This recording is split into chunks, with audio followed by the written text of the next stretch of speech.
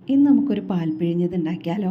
അപ്പോൾ ഇത് നല്ല ടേസ്റ്റ് ആട്ടോ. പായസമൊക്കെ കഴിക്കുന്ന പോലെ കഴിക്കാൻ പറ്റുന്ന ഒന്നാണ് ഈ പാൽ പിഴിഞ്ഞത് എന്ന് പറയുന്നത്. അപ്പോൾ ഇതിന് തീയൊന്നും കത്തിക്കേണ്ട ആവശ്യമില്ല. ഞാനിപ്പോൾ ഒരു പാത്രത്തിലേക്ക് ഒരു 3 മൈസൂർ പഴമാണ് ചേർത്ത് കൊടുക്കുന്നത്. അതിലേക്ക് ഒരു 4-5 വെളുത്തുള്ളി, ചെറിയുള്ളി, വെളുത്തുള്ളി അല്ല, ചെറിയുള്ളി അരിഞ്ഞത് ചേർത്ത് കൊടുക്കാം. പിന്നെ നമുക്കിതിലേക്ക് ഒരു 1/2 കപ്പ് തേങ്ങ ചേർത്ത് കൊടുക്കാം. പിന്നെ ഒരു ചെറിയ ഏലക്കായ ചതച്ചതും കൂടി ചേർത്ത് കൊടുക്കണം. എന്നിട്ട് ഇതിനെ നന്നായിട്ട് നമ്മൾ എന്ത് ചെയ്യണമെന്ന് വെച്ചാൽ നമ്മുടെ ഈ പഴമൊക്കെ നന്നായിട്ട് ഉടയുന്നവരെ നന്നായിട്ട് തന്നെ ഉടച്ചെടുക്കണം. നല്ലോണം അതുപോലെ ഉടച്ചെടുക്കാം. അപ്പോൾ ഇത് ഈ മലപ്പുറം, പ്രത്യേകിച്ച് ഞങ്ങളുടെ തിരൂർ ഭാഗത്തൊക്കെ എല്ലാ പെരുന്നാളിനും വീട്ടിൽ ഉണ്ടാക്കുന്ന ഒന്നാട്ടോ. എല്ലാവരുടെ വീട്ടിലും ഉണ്ടാവും ഇത്.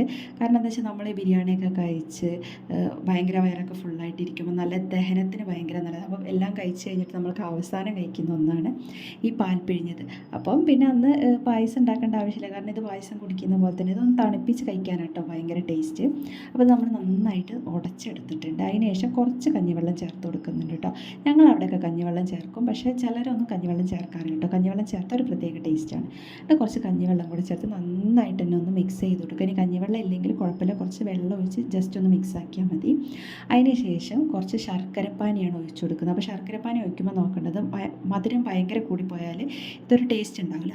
അപ്പോൾ ആദ്യം കുറച്ച് ശർക്കരപ്പാനി ഒഴിക്കുക. എന്നിട്ട് 1.5 കപ്പ് തേങ്ങാപ്പാലാണ് ഞാൻ ചേർക്കുന്നത്. ഈ തേങ്ങാപ്പാൽ ഒഴിച്ച് നന്നായിട്ട് മിക്സ് ചെയ്തതിന് ശേഷം മധുരം കുറവുണ്ടെങ്കിൽ മാത്രം പിന്നെ ശർക്കരപ്പാനി ഒഴിച്ചു കൊടുത്താൽ മതി.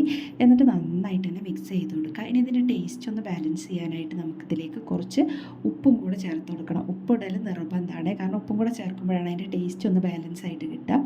എന്നിട്ട് നന്നായിട്ട് തന്നെ മിക്സ് ചെയ്ത് കൊടുക്കുക. ഇത്രയേ ഉള്ളൂ, നമ്മുടെ പാൽ പിഴിഞ്ഞത് റെഡി ആയിട്ടുണ്ട്. ഇത് തണുപ്പിച്ച് കഴിക്കാനാണ് കുറച്ചും കൂടെ ടേസ്റ്റ്. ഇത് നമുക്കൊരു സെർവിങ് ബോളിലേക്ക് മാറ്റി കൊടുക്കാം. അപ്പോൾ നമ്മളിത് കഴിക്കുന്ന സമയത്ത് ഈ ചെറിയുള്ളി ഇങ്ങനെയൊക്കെ കടിക്കാനൊക്കെ കിട്ടുമ്പോൾ നല്ല ടേസ്റ്റ് ആട്ടോ. എല്ലാവരും ഒന്ന് ട്രൈ ചെയ്ത് നോക്കുക. ഇപ്പം തന്നെ ട്രൈ ചെയ്ത് നോക്കാവുന്നതല്ലേ ഉള്ളൂ. അപ്പോൾ ഇഷ്ടമായ അക്കൗണ്ട് ഒന്ന് ഫോളോ ചെയ്യുക, ലൈക്ക് ചെയ്യുക. താങ്ക്